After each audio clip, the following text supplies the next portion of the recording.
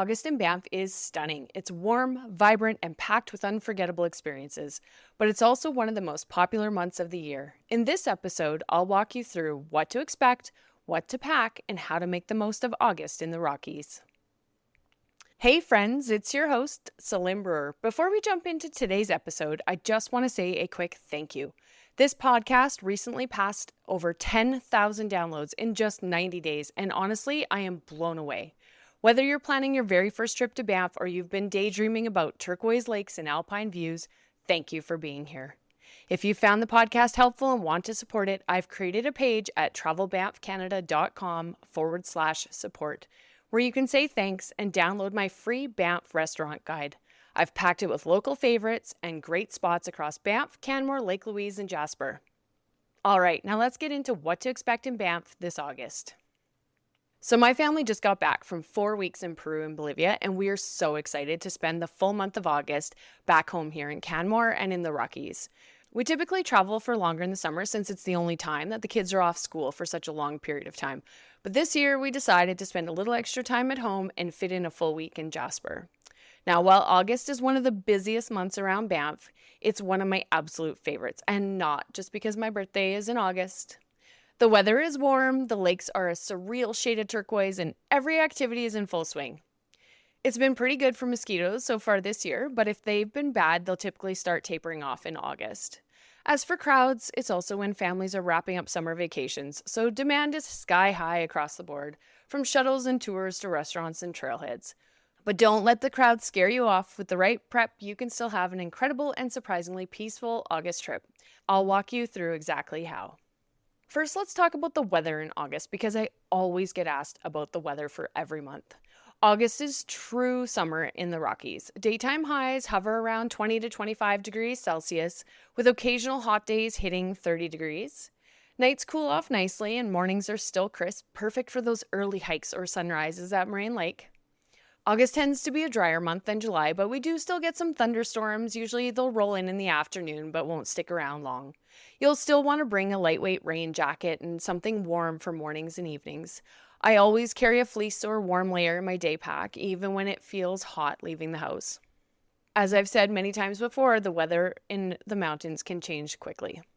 So the weather is pretty great around Banff in August. I'll get more into what to pack in a bit, but let's talk about what to do around Banff in August. Like July, this month is where you can do everything Banff has to offer as far as summer activities. So here's what's on my list of top things to prioritize. August is perfect for going on a long hike. I love a nice long hike in August. I have a few I'm super excited about this summer. We're doing a guided Burgess Shale fossil hike with Parks Canada. We're going to spend a couple of days at Lake O'Hara, which is always amazing. And then I'm trying to decide between maybe a Wankchemna Pass or Paradise Valley to Giant Steps later in the month with a Moraine Lake shuttle we have booked. There's so many great hiking opportunities, and if you're really looking to get away from the crowds, a long hike is the ideal way to get out on your own.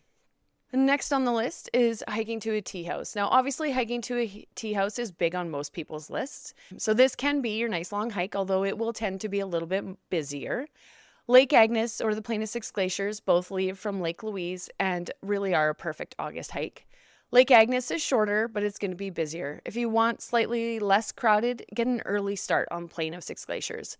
I just love that hike. It has everything you're looking for. It takes you to the back of Lake Louise. You get to see the lake views. It has a more mellow incline than Lake Agnes, and of course you have the Plain of Six Glaciers tea house as well. In fact, it's the one I did last year on my birthday.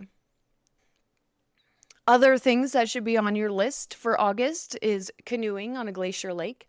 August is perfect for a canoe ride. Yes, it's expensive. Paddling on Lake Louise or Moraine Lake in August is definitely a bucket list item for many people. If you want something a little less crowded, try Emerald Lake or rent from the Banff Canoe Club in the town of Banff. Whatever you do, don't rent from the random guy in the parking lot at Lake Louise. I saw this story when I was in Peru that apparently a guy recently rented his canoe to someone at Lake Louise in the parking lot, and they ended up needing to be rescued on the lake. I don't know all the details, but, maybe don't do that. So, did you know that they have a rescue boat on Lake Louise for the canoers? And I have seen them at work. They keep an eye on everyone out on the lake.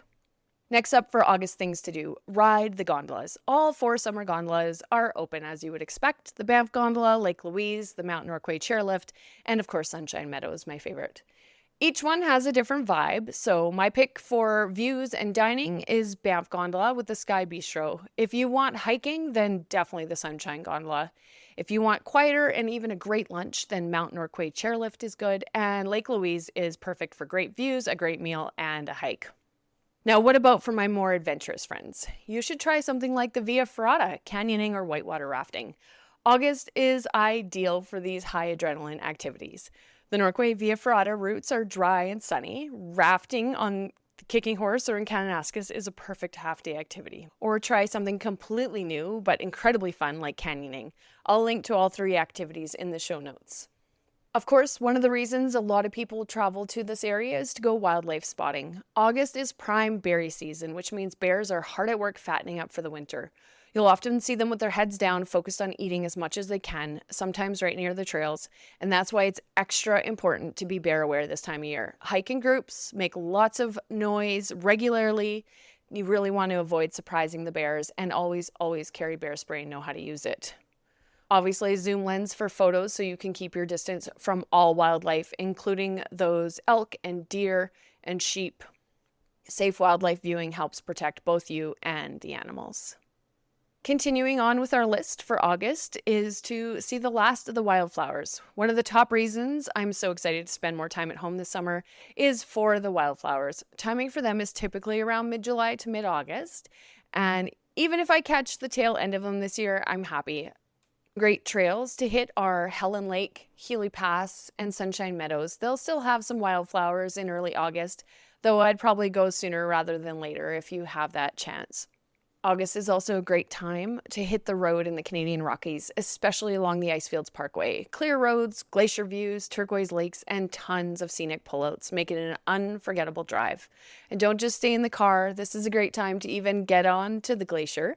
You can ride the Ice Explorer onto the Athabasca Glacier, or do the Ice Odyssey, which is a smaller group experience, or even the guided ice walk if you want to get some crampons, a guide, and get out onto the glacier and walk a little bit more. I'm going to link to all 3 of those in the show notes. The Icefields Parkway is definitely a full day adventure, so make sure you leave time for that one. Another one of my favorite activities in August is getting out on bikes. August is a fantastic time for both road and mountain biking. Trails are dry and grippy, and the mountain air helps keep things cool even on those hot sunny days. For mountain biking, the Canmore Nordic Centre or even the Tunnel Bench trails in Banff are great. If you prefer road cycling, the Banff Legacy Trail between Banff and Canmore is a paved trail, and it's a really fun way to visit nearby Canmore if you're staying in Banff, or vice versa. And then just a local tip, starting on August 28th, that section of the Bow Valley Parkway, the eastern section, is going to be closed to vehicles again, making it a perfect morning outing. No traffic, just mountains, wildlife, and cycling on the road. So that's just some of the top things to do in August. Obviously, there's so many more hikes, so many other activities that you can do, and I'll link to my full guide on visiting in August in the show notes. Now let's talk a little bit more about planning tips for those peak August crowds, because August is known to be one of, if not the busiest month of the year. Planning ahead will make all the difference, and here are some of my tips. Book your Moraine Lake shuttle early. Whether it's Parks Canada, a private operator, a guided tour, you'll need a seat booked to get access to Moraine Lake. Car access, as we all know, is not an option unless you're staying at Moraine Lake Lodge or have a handicap parking pass. Don't wait until the day you want to go to figure this out. I'll link to my How to Get to Moraine Lake post in the show notes. If you're looking for the cheapest option, Parks Canada still has some late afternoon shuttle reservations available towards the end of the month, or you can try for the last minute departures that you'll book 48 hours in advance. So make sure you're ready for those at 8 a.m. Mountain Time. Otherwise, there are a lot of really great shuttle options, and obviously if you have any questions about those, you can always contact me. Also, you want to plan for when you visit Lake Louise. The parking lot fills up early in the morning. If you're not interested in that early morning, take a shuttle or Roam Transit. You can choose a shuttle that does both Moraine Lake and Lake Louise on the same day, I hear that the Rome Transit Reservable Superpass, which gives you access to Moraine Lake as well, is mostly sold out till the end of August. But you can still use Rome Route 8X just to visit Lake Louise. You just don't get access to that Parks Canada Lake Connector shuttle to get you to Moraine Lake. But if you had plans to visit just Lake Louise, you can easily get in line without a reservation for Rome Route 8X and get yourself to Lake Louise and do a hike and then head back to Banff. Finally, you can also consider visiting after 6 p.m. for fewer crowds and some gorgeous light. After 7 p.m., you don't even have to pay for parking at Lake Louise. Another tip for this busy time of year is to use Rome Transit in and around Banff. The town gets terribly congested in August. If your accommodation is near a Rome stop, just use it. Skip the driving, especially for things like the Banff Gondola or the Cave and Basin. And if you're not staying in Banff, a great option is just to park at the train station and walk from there. You can also use Rome Transit for places like Lake Minnewanka and Johnston Canyon and not even worry about parking. In Canmore, you can use Rome Transit for Grassy Lakes. It's free and you don't need a Kananaskis Conservation Pass if you're not driving. Again, in August, very similar to July, you want to start your days early. This is key. Hit the trails or lakes before 8 a.m. and chances are you're going to avoid 80% of the crowds. Finally, as always, be flexible and build in some buffer time. You may find some traffic or shuttle delays or wildlife jams on the highway. So don't overpack your itinerary and leave yourself a little bit of breathing room in there so you can pivot as needed. Having a backup plan is always a good idea as well, especially if you're worried about a hiking trailhead getting a little too busy and no parking available. Finally, in case you didn't know, the first weekend in August is a long weekend and Labor Day weekend falls on the last weekend in August. So be especially prepared for crowds on those weekends, especially with the park pass being free until September 2nd. All right, I promised to talk about packing. Now, this probably isn't going to sound too different than what you've heard me say before, but here's your August packing list. You want a light jacket or fleece for early mornings and the evenings, and a rain jacket that you can layer over top of that. Comfortable hiking shoes or boots are a must. There's a lot of hikes that you don't necessarily need a hiking shoe or a hiking boot, though if you do have them and they're super comfortable, consider bringing them, especially if they're waterproof. You don't have to worry about muddy trails. Hat, sunscreen, sunglasses, super important. Bug spray is a possibility, but I would just plan to buy it here based on how bad the bugs are in a given year. Like I said, this year they haven't been bad yet, so I wouldn't necessarily recommend you needing to pack bug spray with you. Obviously, a reusable water bottle and a backup for longer hikes, even a water bladder. Bear spray, you're going to want to rent or buy that locally. Maybe pack a swimsuit and a towel if you're interested in a dip in one of the freezing cold lakes or even at the hot springs. And then, of course, a day pack for your snacks, water, and those extra layers that you're going to be taking off and putting on all day long. As for what to wear on a daily basis, I think you definitely want t-shirts and shorts. Some days are going to be really warm. If you have hiking pants, those are a great idea. Even those zip-off hiking pants that everybody says make you look like a tourist, those are ideal for here. You can wear pants in the morning, shorts in the afternoon. And of course, don't forget a camera for your wildlife spottings. And with those later sunrises and earlier sunsets later in the month, it's much easier to catch them without having to be up too early or staying up too late. All right, let me just run quickly through some of the top mistakes I see August travelers make. Things like not booking your shuttles or activities in advance. Guided tours, the Via Ferrata, those kinds of things, they will sell out. I see a lot of people trying to do too much in a day, and yes, the August days are still wonderfully long, but that doesn't mean you need to cram every minute with something. Take some time to just enjoy where you are and enjoy the scenery. Skipping bear spray is a big mistake. Yes, the hiking trails are busy, but the bears are around. I think you need to be prepared for your own safety, so get that bear spray if you're hiking and know how to use it. If you're able to, you can skip the hassles of parking and walk or bike or bus when you can.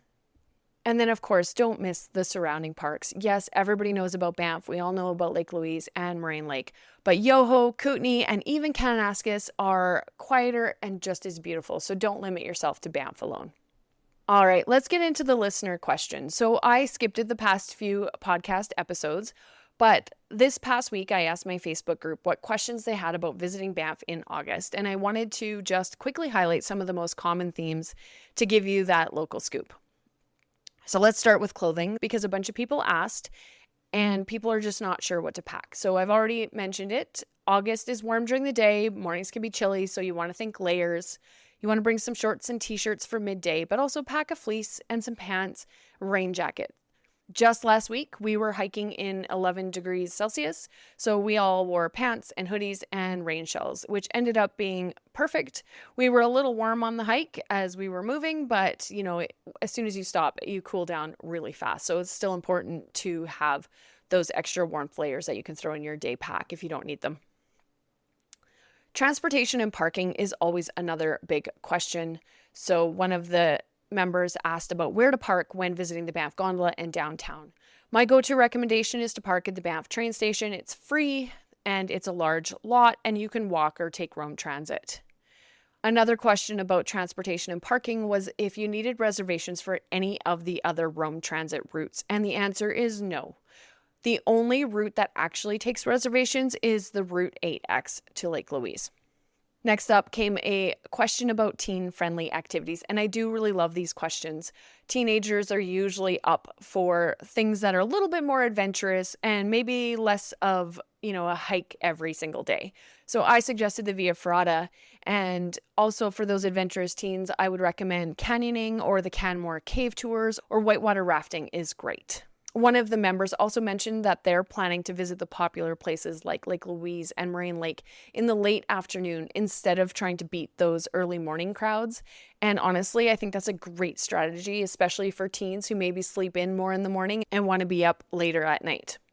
For rainy days, I got asked about indoor options, so I pointed that member to my full blog post and also my podcast episode that I just recorded on what to do on a rainy day. So I'll link to those in the show notes, so you have that information as well.